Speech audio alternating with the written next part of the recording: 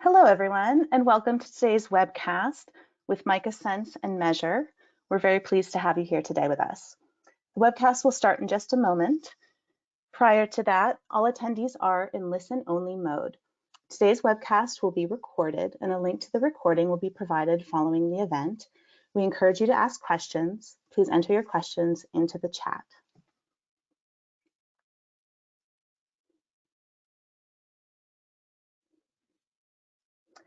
Today's webcast, brought to you by AgEagle, the parent company of both Measure and MicaSense, is a global UAV industry pioneer delivering a unified line of high-performance, industry-trusted drones, sensors, and software that have earned the long-standing trust and fidelity of customers worldwide over the past decade. We're really pleased to bring you this webcast. And let's begin with introducing our featured speakers. Alex? Hi, thank you, Andrea. So my name is Alex McGlynn. I've been with Measure for about a year and a half, and I'm currently the head of sales over here. And so my team focuses on supporting both new and existing customers, as well as ensuring that they are getting the maximum value out of the Measure ground control platform. And after working closely with the MicaSense team over the past year, I'm really excited for the opportunity to showcase some of the things that we've been working on together. Great, and my name is Emily Shashelsky. So I'm on the sensor side. I'm Director of Global Channel Sales with MicaSense. So been working with these sensors for the last 6 years or so. And we're primarily focused on multispectral sensors, but in general, providing sensor payloads for UAVs that can be used for vegetation mapping. So really excited to be talking with the Measure team here on what we've been working on for the software side, so the post-processing after flight. Hello, and my name is Jason Kelly. I'm the VP of Software Engineering at AgEagle, and I lead the software product development efforts across our sensors, our flight hardware, and our software units. I look forward to showing you some of the new features we've brought to the platform.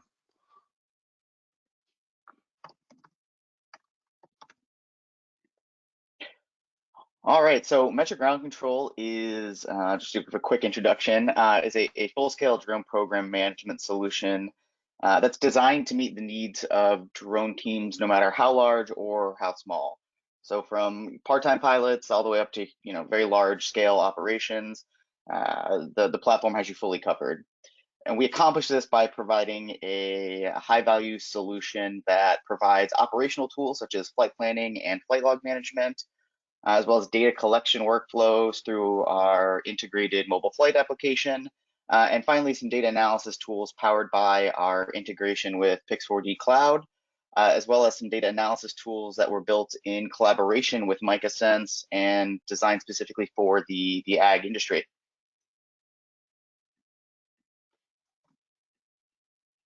And then on the sensor side, the MicaSense sensors are a trusted brand with this kind of multispectral imagery, coming out with the first sensor back in 2014. And since then have been really focused on providing these kind of payloads that are versatile. So as small and lightweight as possible to fly in a number of different drone platforms, as well as being open with our data outputs so that customers can process and utilize that data however best is going to best serve them. So we're really focused on building the highest quality hardware possible so that we can enable our customers on the agricultural side, forestry and beyond, to really use this as an additional tool for vegetation management.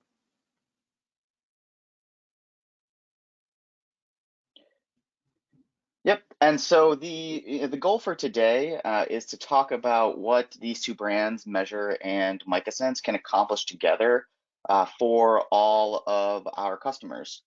So since joining forces under the AgEagle brand just over a year ago, Measure and MicaSense have been working closely to create unified solutions across both brands so that our customers can get the most out of the Measure drone software platform and MicaSense's industry-leading multispectral technology.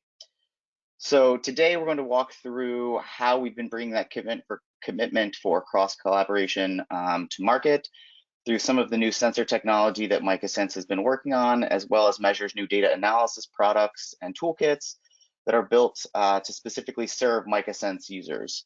And after a brief demonstration of Measure's new data solutions, we're also going to give you all a sneak preview of some of the future collaborative tools that we've been creating to better serve all of you to help ensure that you're getting the most out of both the sensors and the software. Yeah, and to provide a brief overview, more detailed overview on the agenda that Alex just mentioned, before I dive into the multispectral sensor side. So first, I'll touch on some addressing some industry challenges and how the solution that we're bringing forward is addressing this. Also providing a background on the benefit of these kinds of drone analytics in agriculture, for those that aren't familiar. And then I'll provide an overview of the hardware, especially the new Panchro line that we recently came out with. And then I'll pass it over to Alex to provide an overview of Measure ground control. And then Jason will take it off and do a demonstration of some of the new features. At the end, we will have some time for Q&A as well. So like Andrea mentioned in the beginning, feel free to enter those into the chat. So as far as industry challenges, obviously we're seeing more and more need for increasing scale of production or just managing larger, scale agricultural production than ever before. In a climate where there's lots of changing environmental conditions. I know, for instance, here in Washington State, we had quite a heat wave, unprecedented heat wave last summer. So in the face of these, new challenges, really a case where some of these precision technologies can be quite beneficial. Drone mapping fits into that, but in order to be part of that core solution and provide that additional insight, it really needs to be a full system that's easy to operate and deploy. We've seen lots of, huge improvements over that in the last, 6 years that I've been doing this type of work, as far as the compatibility between, or the communication between, the sensor, the payload, and the drone, having the drone be easy to deploy and a lot more autonomy there.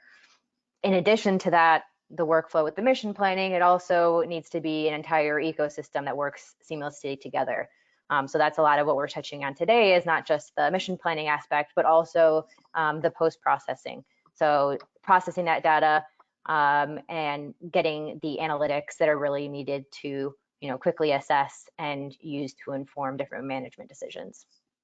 And then the last thing I'll mention too, as well, is providing value throughout the whole season in the agricultural context, or for any kind of vegetation management, needs to be able to provide information, not just at one point in time, but from early emergence throughout to harvest. So an overview of some of the benefits of this kind of drone mapping in agriculture, kind of the top applications we see for this kind of data. One is as a targeted scouting tool. So typically more of a tool for an agronomist who's got a large area to cover in limited time. So instead of just relying on what can be quickly assessed, from the road edge on foot, using the drone to get a full bird's eye view of the field, see any areas where there's early signs of stress, and be able to navigate to those quickly, either to do a diagnosis of the issue, or even to guide leaf sampling, soil sampling, things like that. Another great application is input planning. So in advance of a fertilizer application or herbicide application, to fly to assess if a blanket application is necessary, or if a variable rate or a targeted application would be sufficient, and then also additionally save on input costs there. Plant counting is another one that we're talking about more and more, especially with our panchromatic sensor line. It requires high resolution data, so that's what's provided with those panchromatic sensors. So both plant counting for survival rate or early emergence, as well as to assess later on in the season, to do things like fine-tuning yield estimates with this kind of information. Additionally, we've got some thermal layers that can be used for irrigation management, whether it's overhead sprinklers or drip tape systems, something to not only manage to assess water stress as far as planning out when the irrigation schedule, but also immediately after irrigation or water is applied to a field to address any inefficiencies, clogged nozzles or drips and whatnot. Additionally, assessing any crop damage. So like I mentioned before, we're looking at vegetation health. So being able to look after if there's a hailstorm or if there's a frost event that has caused crop damage, to measure the extent of that damage, can be used for insurance purposes as well. So next I'll dive into the sensors. I'll be focusing on our new sensors, specifically the Red Edge P. I've got a number of sample data sets to share for that. So a brief overview for those that aren't already familiar with multispectral data. It's measuring the light that is reflected off of a plant canopy. So whether it's in agriculture or forestry context, land management, it'll work the same. The majority of the light that the plant is going to reflect back up is not visible to the human eye. So near infrared or near NIR, like we see in the graphic here. And that's how the multispectral data is able to pick up on early signs of stress before there's any visible yellowing of the leaf. So the approach there, it provides a more scientific approach basically to assessing vegetation health. It's calibrated data, so it can be compared over time. But it's just one piece of the puzzle. It's a scientific tool capturing this imagery. It all needs to be processed in order to be utilized. So that's what we're focusing on today, is the processing and the analytics piece. The MicaSense sensor suite, there's some common value points across all of our sensor models. I have the Red Edge P specifically highlighted here. But essentially what we focus on is designing these payloads for drones and for vegetation mapping. So while multispectral is the largest piece of that, we also have RGB imagery for machine learning tasks like plant counting. So we create a RGB composite there. We've also have thermal that we integrate. We integrate with a FLIR thermal sensors to be able to do water stress analysis. So we're focused on vegetation health mapping specifically. We are used globally, so we have customers in over 75 countries, and we have been embraced by the research community and been featured in over 100 publications with our sensors. The MicaSense office is in Seattle. That's where we are designing these sensors. We manufacture in the US. And the data that you're going to get from these sensors is all, it needs to be processed, like I mentioned. So there's no live feed from the sensor. Instead, it's storing TIFF files every time the camera captures. And in post-processing as well, we're getting utilizing those TIFF files. We're utilizing the light sensor data that we have on the top of the aircraft. You can see on the photo here to calibrate for changing lighting conditions. We're geotagging everything. So the post-processing piece is quite important.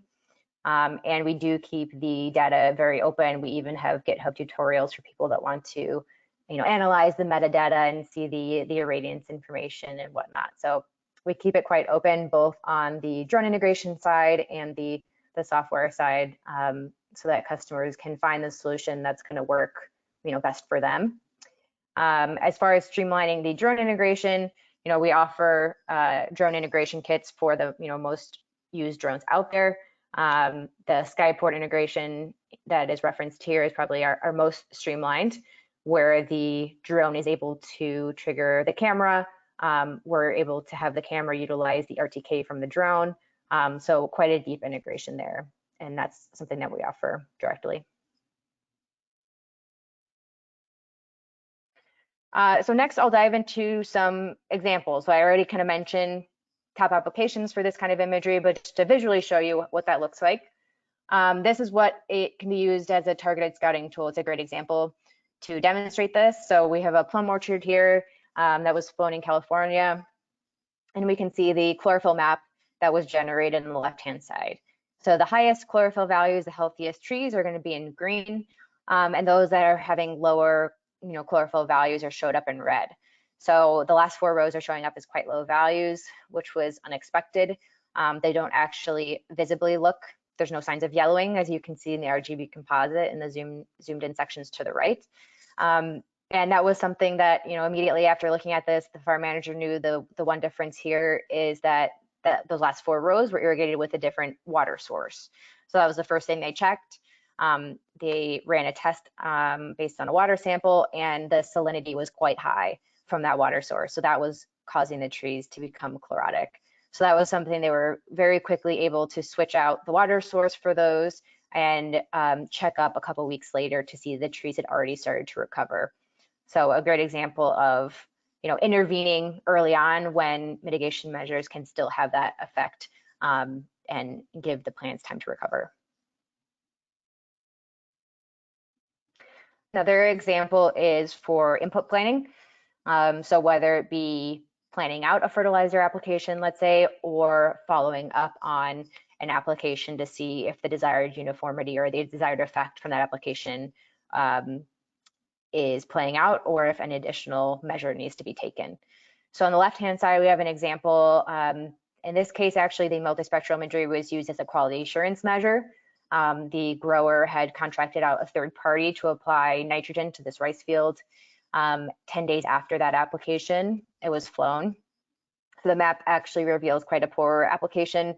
We would expect to see high NDRE values here in blue across the board. Instead, we're just seeing it for a portion of the fields. We've got some lower NDRE values in green. So you can see in the northwest corner of the field there, it's showing up as more green. So it indicates an incomplete application in this case. On the right-hand side, we have an example of a peach orchard. And in this case, actually, they were combating nematodes. So they knew they had a nematode infestation in this field. The resolution there was to apply nitrogen to combat that. But however, they did not want to apply a blanket application to the field, as this infestation wasn't across the whole field. So they were able to use the imagery on the left-hand side, which is an NDRE map, to generate a zone basically for all the areas in red where those low values are showing up, and have the application be done there. On the right-hand side, they flew 3 months later, and you can already see the difference there, much more uniformity. The application had the desired effect there. With the red edge P specifically, this is a data set from the new red edge P. The big advantage here with this red edge P model is we have much higher spatial resolution than previous sensor models. And the benefit there is the ability to assess young plants, so to assess early on from early emergence that wasn't as possible previously due to resolution limitations. So on the top hand side, you can see the images of the broccoli, size reference for how small they are. On the bottom 2 images, you can see the resulting maps after the flight. So on the left hand side, we have the RGB composite, and on the right-hand side, we have NDRE, which is more correlated with chlorophyll content. So even though these plants are still quite small, we're able to see the variation in the readings there based on the various planting stages, since each of these rows or groupings was planted at slightly different times. So the highest NDRE is showing up as blue there, and for reference.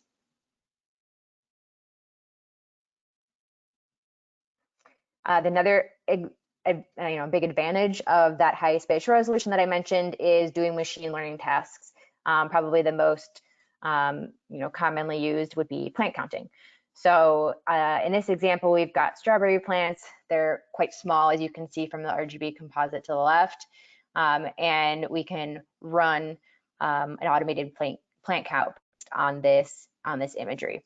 So this is something where you can process this data in something like Measure Ground Control, doing the steps of stitching everything together into an orthomosaic map and doing the radiometric calibration. And then for more advanced analytics like plant counting, you can export, get your GeoTIFF and then, export into a GIS platform for further analysis. So that's exactly what we did in this case.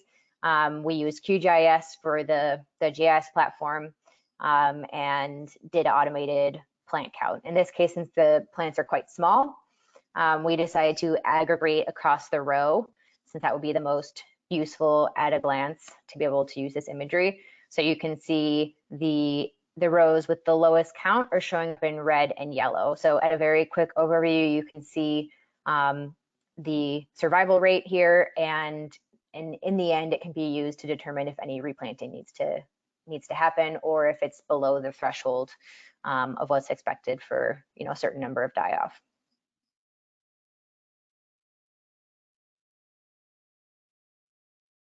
And then it's important to mention as well that there's applications beyond agriculture. So in general, we're looking at vegetation health mapping. So I wanted to share a couple examples of that. One is reclamation work. So we have a recent case study about this actually that has a lot of good information. But basically using the multispectral imagery to monitor the recovery process for land that was previously used for mining or oil and gas exploration. So after those exploration activities, there's often legal requirements for reclamation work that needs to happen. And so the multispectral imagery can be used not only to help plan what those efforts are going to be, but also for the kind of audit end of the process. That's what this case study actually focuses on. So in Colorado, for instance, they're working on using this kind of imagery to help speed up that audit process, since it can be quite a bottleneck with having to have auditors physically come out and inspect the whole area. So in this case, we're using the drone to save time, but also to be able to provide a scientific calibrated data point to show the percent of vegetation cover in the area and how that changes from season to season. Another way that this can be used as well is to track vegetation regrowth after natural disasters. So for recovery efforts, whether it's hurricanes or wildfires like we've been experiencing on the West Coast, after those kinds of events, either to monitor the natural recovery process and how that goes, or for certain agencies that are working on accelerating that regrowth process to help with their monitoring efforts. And to show another example from the red HP here, this one is actually a soybean field, but the outputs here I think speak well to what I was just mentioning about reclamation and recovery efforts. So I wanted to share this one. On the left-hand side, we see an NDVI map of the soybean field, and NDVI is correlated with plant biomass. So it's something we typically use earlier on in the growing season as the crop canopy is still maturing. So in that way, you're able to pick up on areas that are not growing as expected, where there's not the uniformity you would expect. In this case, this is a soybean field in Argentina. It's dry season there right now, so there's quite a bit of variability in this field. The highest NDVI values are in blue, so they're actually concentrated around some stream beds that have formed through this field from previous excess rainfall events.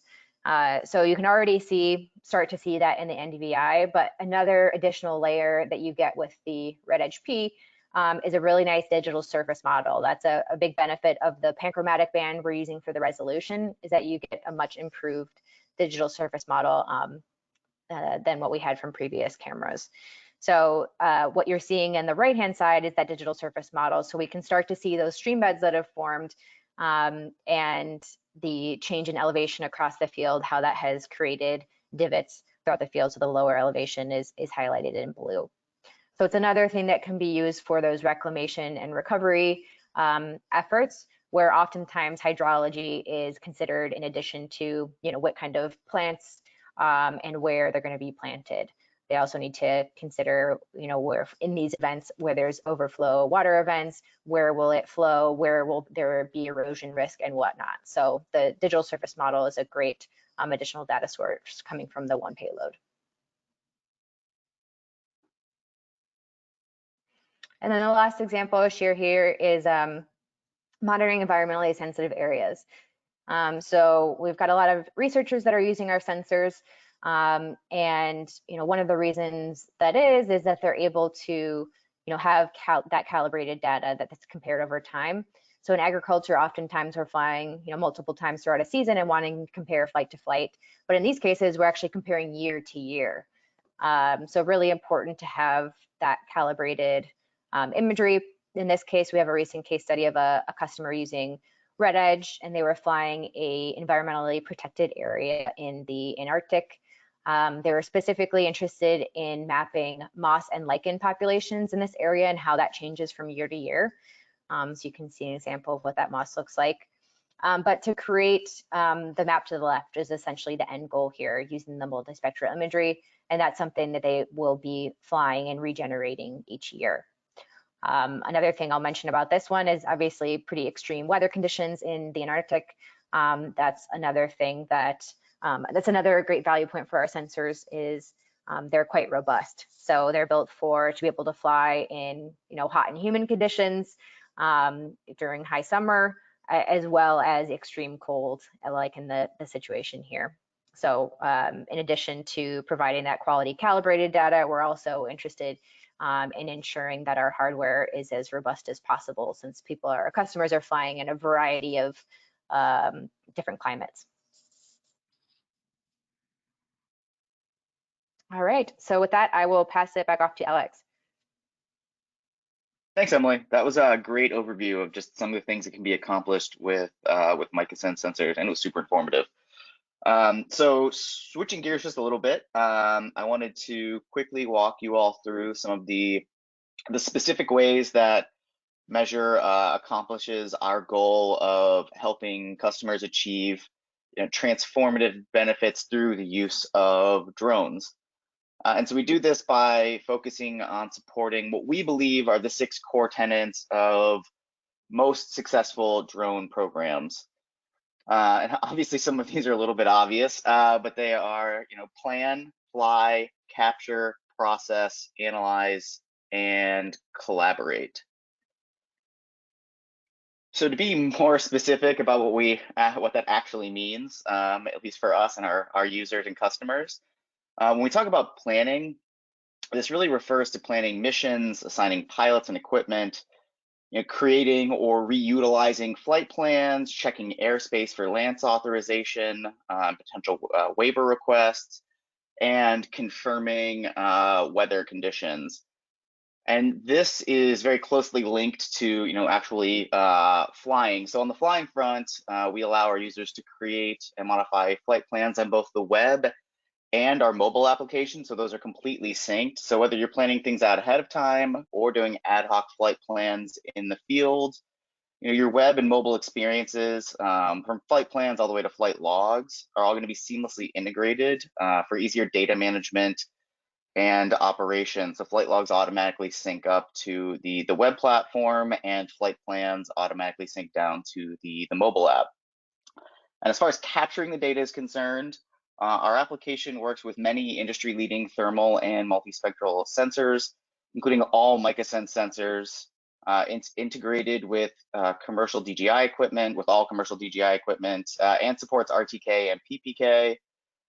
We support manual flights as well as grid and waypoint-based flight plans.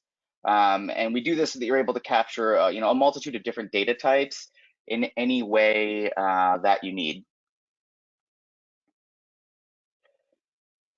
All right, so process and analyze are going to be heavily covered by Jason, so I don't want to steal too much of his thunder. But the basic idea with numbers 4 and 5 is that whether you're collecting RGB, thermal, or multispectral data, you'll be able to process, visualize, and analyze that data directly in the Measure platform, and then also export it out if you need to. On the collaboration front, number 6, Measure allows its users to more easily support operations by unifying pilot, equipment, flight data, and even mission information all in one easy-to-use tool. So this makes it easier to keep track of equipment utilization, pilot currency, and also share completed data products with other internal stakeholders, or even potentially directly with your customers. So again, we're really focused on bringing all of the the disparate pieces of a drone program into one solution to make everyone's life just a little bit easier. And so I know we already talked through some of the flight app features, but since we're not going to have the opportunity to actually demo the mobile flight app today, I wanted to at least showcase what the interface looks like and just reiterate some of the highlights of our mobile app. So again, we work with all commercial DJI drones, and we do fully support all MicaSense sensors. We provide access to Lance authorization as well as weather and visibility information. We provide tools for manual grid and waypoint flight plans through our mobile app. And we work on iOS and Android, as well as DJI's Crystal Sky and Smart Controller platforms. And again, as I said earlier, mapping and data analysis is really where Jason's going to focus during the product demonstration. So I'll try to keep this brief. Again, our mapping and data analysis tool is going to allow you to process your data, review and analyze it, create high quality orthos, export GeoTIFF information for further analysis in ArcGIS or QGIS. And it's going to give you access to all of the basic processed data like DSMs, orthos, contour maps, etc. And I would also just say before I turn this over, this is an area that we've been really focused on for the past year or so. We've worked really closely with the MicaSense team to expand our capabilities here, and we're fully committed to continued product and feature improvement to serve all of our customers and to make sure that folks using the MicaSense sensors are getting the most out of the data that they possibly can. So without further ado, I'll let Jason take it away with today's demonstration of Measure Ground Control.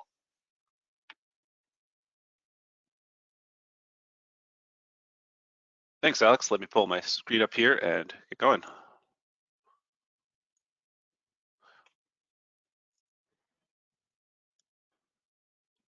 Great. So just to follow up on what Alex said, Measure is an end-to-end platform for commercial drone operations.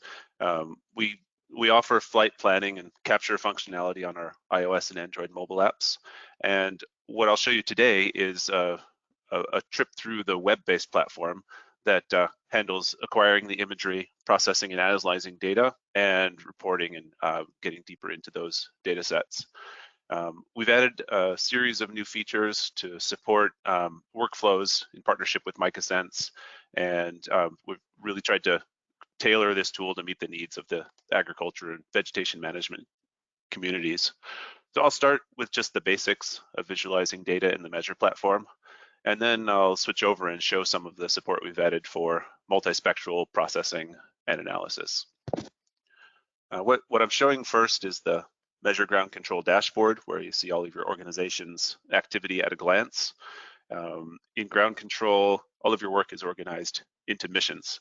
A mission gathers all of the information about your flights in a certain area, including the imagery, the flight plans, and the processed data products. So let's click into one that we've flown recently. We can see this agricultural mission was flown using a Metri's 300 in this location near Davenport, Iowa.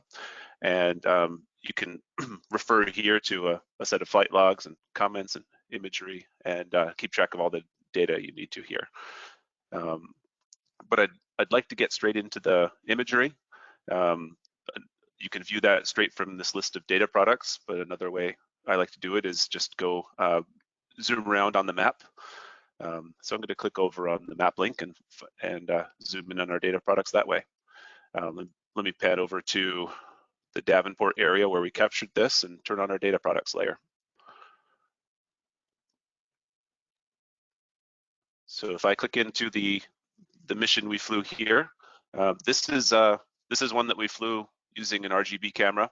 I'll turn on the ortho mosaic here, and what the workflow was here is fly a grid flight over this area, pull the images off the memory card from the drone, and then through our partnership with Fix4D, we send that up and get back a stitched ortho mosaic. Depending on your processing settings, you can also take advantage of a DSM, DTM, get contour layers, and numerous other products, which we'll we'll show another time. So from here, I can do a few things like turn on the base map and change the opacity of this layer. If I want to compare my up-to-date imagery against the base map from some time ago, easy to just change this slider here and see how that area has changed over time. Another feature we've added to this functionality is adding an annotation layer here. So if there are features in my field or my area that I'd like to take note of, I can click on annotations here and draw a line or a polygon. For instance, we could mark off this area as and call it implement storage. And that will show up on the map as a layer I can turn on and off. I could draw a line across this area and just mark this creek as perhaps a riparian area that we don't want to spray.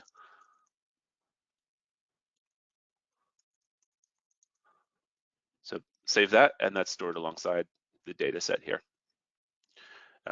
So that is our a few additions to our existing functionality for processing RGB data sets.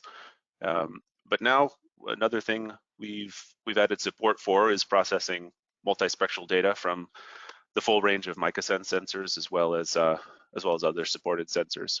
So again, leveraging our partnership with Pix4D, you can get an automated end-to-end process from radiometric calibration to stitching the images together and generating the vegetation index layers that Emily went through.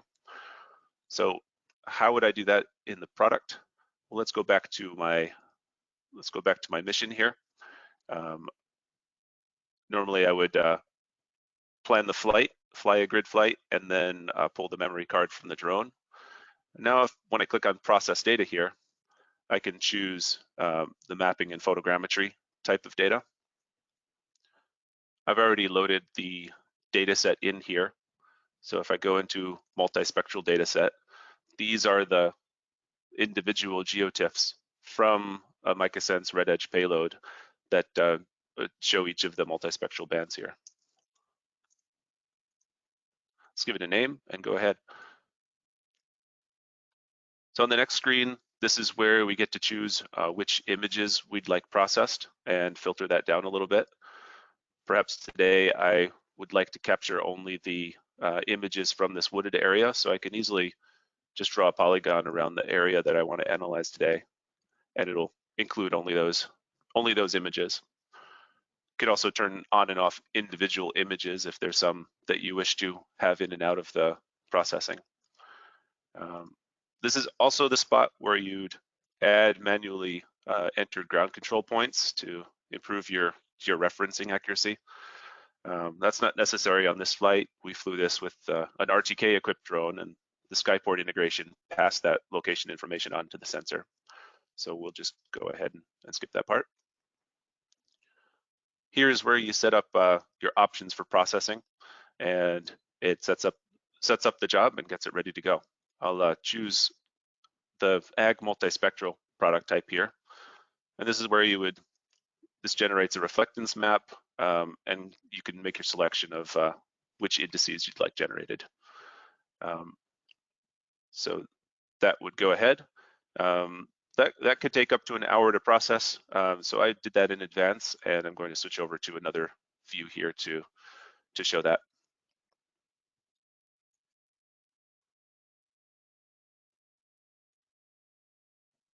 So here's a capture of the same field. This one is processed with the options that I just showed you. And let's turn on one of these indexes to see how it all works together. Let's take a look at NDVI. This one contrasts the red and near infrared bands from the sensor. It's a good indicator of canopy density, so I can zoom in and see the detailed results from that layer on these rows of crops here. And again, change the opacity to measure it against to compare it to the base map. I could also click in here and view the histogram and change the values there, the floor and ceiling of the gradient, and just customize my view there. Another useful workflow on this map is to pull another one in. And we've added a compare tool. So if you have a set of images over time, it can be really useful to compare these indices and see how it changes over time as the crop matures and gets towards the later part of the season. So for this one, I have pulled in a view of the NDRE index, which is compares the near infrared and red edge bands, which is only possible if you have a sensor that is delivering the red edge band. So you can see this here. Let me turn on a compare tool, which will set it up for a side-by-side view. And since we've taken a set of images over time, about 2 weeks of this crop, I can easily turn on NDRE from June 5th and compare it to May 12th, and zoom in on an area and slide this side by side to see how the canopy density or other values about the crop have changed over time.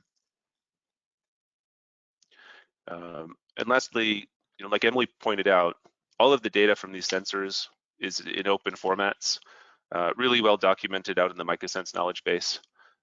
So they're compatible with a variety of different processing platforms. And once you've processed it and gotten the results in Measure Ground Control here, you can just click here and export the files and select which indices you'd like to pull down. And those will be delivered as stitched geotiffs with the index embedded there. And you can also pull down the annotations you've made to pull it into any platform that you'd like to visualize and do further processing on. Okay, so that's my quick trip through Measure Ground Control and some of the new features we've added to support multispectral analysis. I look forward to coming on again, showing some more new features that we're hard at work on, and would like to pass it back to Alex to talk through some of the future roadmap and what happens next.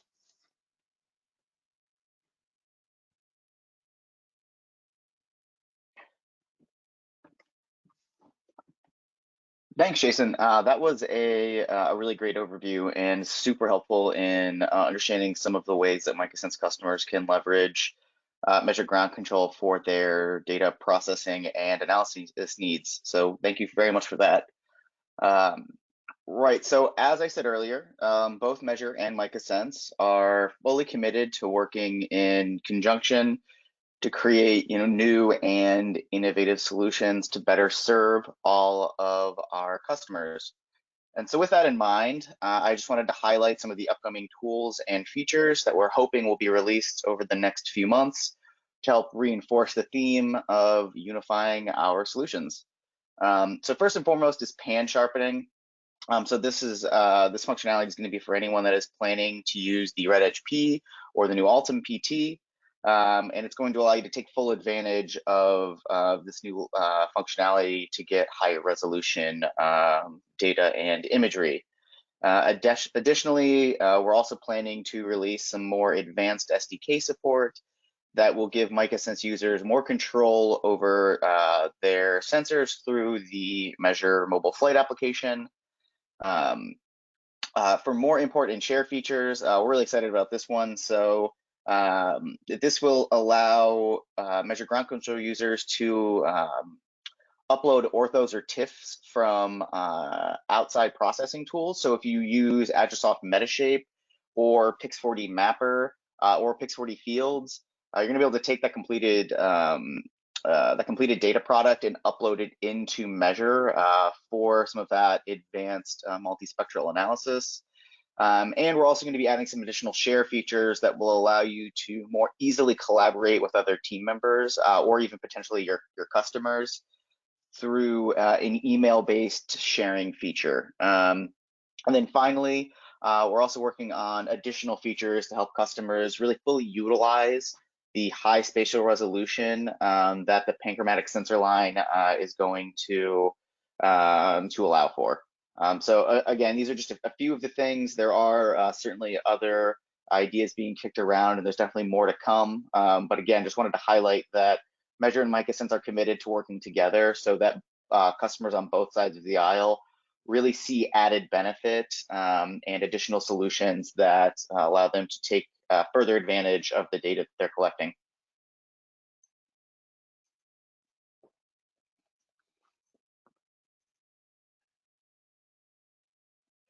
Excellent. Thank you, Alex, for that. Thank you, Emily and Jason. We're going to go to some questions now. We have several that have been submitted. I believe this question, Alex, will be most relevant to you. Is it possible to use the Red Edge MX with Panchro to make DSM models and quality overlays like the ones that you showed using a Red Edge P? Actually, Emily, I think that was best for you. Are you able to speak to that? Yeah. So processing the Red Edge P data will require that pan sharpening process to, for example, like in the strawberries that we demonstrated in the broccoli previously. The DSM is actually generated just using the panchromatic band itself. And so that's how the digital surface model is generated. It's been a little different in the past with the Red Edge MX since it did not have that panchromatic band. Alex, this question I believe is for you. Can you confirm if our software supports DJI Mavic Enterprise, Advanced, DJI Phantom RTK, and DJI M300? So for the Enterprise Advanced, there is some functionality that is limited, but we do have support for it, and the other two drones are fully supported. I'm also happy to, if anyone wants to discuss any of that further, feel free to reach out to me. I'm happy to talk through the specifics of what is and isn't available for the Enterprise Advanced specifically. So there's also a question about airspace information. Is this exclusively US based? So for right now, we are integrated with and partner with AirMap. They do have some international airspace information, but admittedly, it is rather limited. With that said, we have recently announced a partnership with Google Wings Open Sky UTM or Airspace Management System. They are fully committed to adding airspace management for additional countries. So they already work with the Australian airspace team, and they will also be adding in additional airspace tools for international customers throughout Europe. Again, some airspace government organizations are hesitant to partner with third-party applications, but I'm confident that in the next few years we'll be able to continue to add additional countries where we support airspace authorization. Thank you, Jason. This might be for you. Does the compare tool export a report on the changes or just the slider? Good question. Today, our compare tool is a visual comparison. So you can compare two layers of different types, or you can compare of a single index or an RGB or a DSM across different process data products. We don't have a functionality today to export a report, but it's a potential future addition for us. All right, Emily, I think one for you. One of our listeners is trying to get a sense of how many acres the Matrice 300 RTK can capture with the MicaSense on a single battery or on a typical day. That's a good question. I might have to pull in my colleague Brian because he flies more than I do, but it will depend a little bit on obviously how high you are flying. If you're going to the max and going at 400 feet, or if the plants are quite small, so you're flying more at like 200 feet to get the highest resolution possible.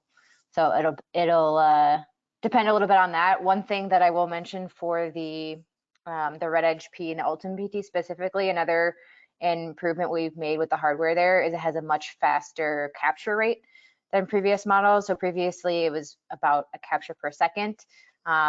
We've now switched to a CF Express storage capability instead of SD cards, so that has a much faster write speed. So now we have, you can do multiple captures per second, about 2 to 3. So that will enable being able to fly a little bit faster, which will enable you to cover more acreage in a single flight. I can. This is Brian. About this day, depending upon how much wind, and as Emily was saying, the conditions, but if you're flying the MX at 400 feet, so you can fly it basically as almost as fast as the MX will fly, you can cover kind of up to, with extended time, about 80 to 100 acres on one set of batteries. So it depends on how much of a system you have going. If you have 3 sets of batteries and ways to charge them, those batteries will charge while you are flying, and you can continuously fly. So, I mean, you could probably fly up to, 500, 700 acres on a day if conditions stay perfect and you have the system set up.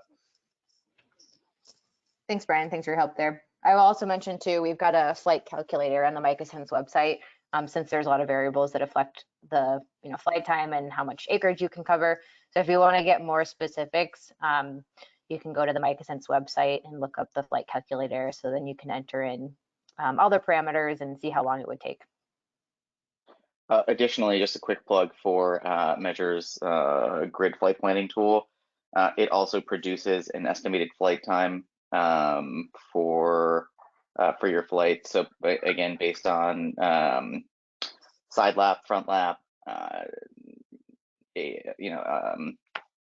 high you're flying, whether you're flying at full 400 or flying lower at like 200, it will produce an estimate of how much time it will take to fly.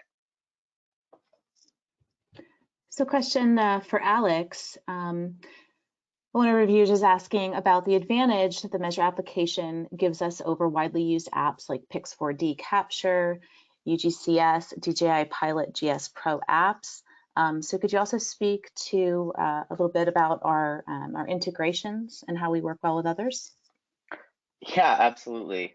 So I guess to answer the first question, I think the unique advantage is that everything is built into one system. So as opposed to having to rely on a multitude of different tools to run your program, we allow for mission and flight planning, flight logging, equipment management, pilot management, and even data processing and analysis all in one tool, as opposed to having to switch to different systems.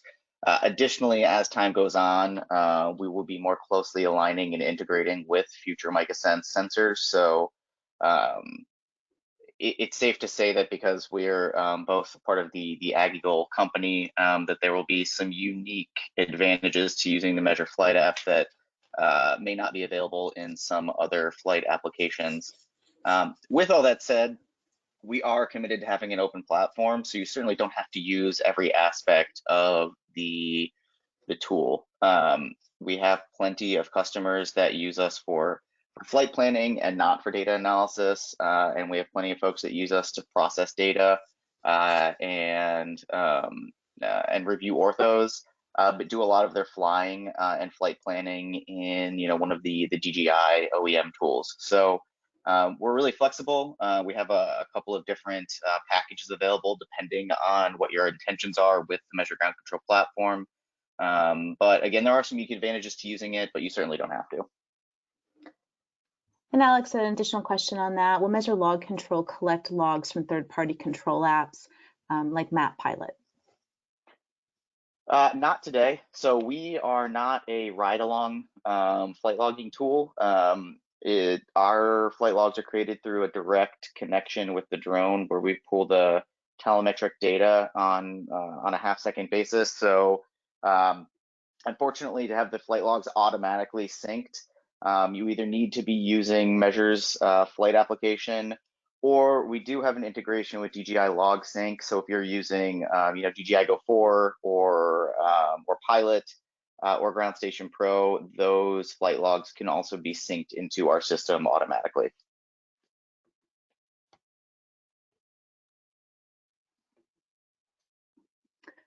Excellent. And one last question. This is a pretty broad question, Emily. I think you might be able to address this.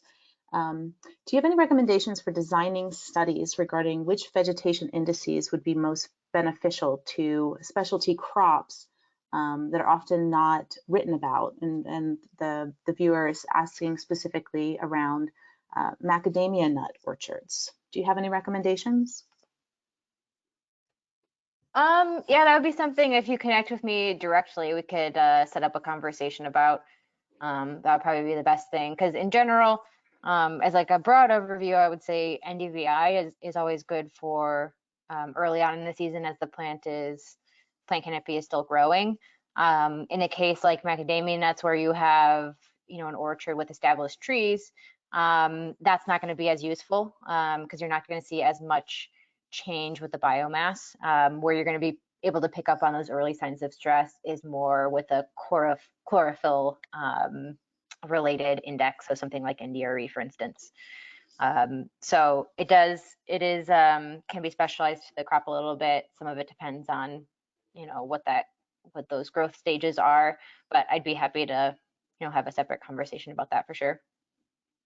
Excellent. Well, thank you so much. There's several other questions that we don't have time to address today. All of your questions have been noted and will be shared with this team to answer and follow up. This session was recorded, and following this, we'll send everyone an email with a link to this recording, as well as to address your questions. We'd also like to let you know that next week, or the week of the 24th, the entire team will be present at AUVSI in Orlando. We welcome you to stop by and have a conversation. And if you have any questions and follow-up, please reach out to Alex, to Emily, and to the entire team. And thank you so much for joining our webcast today.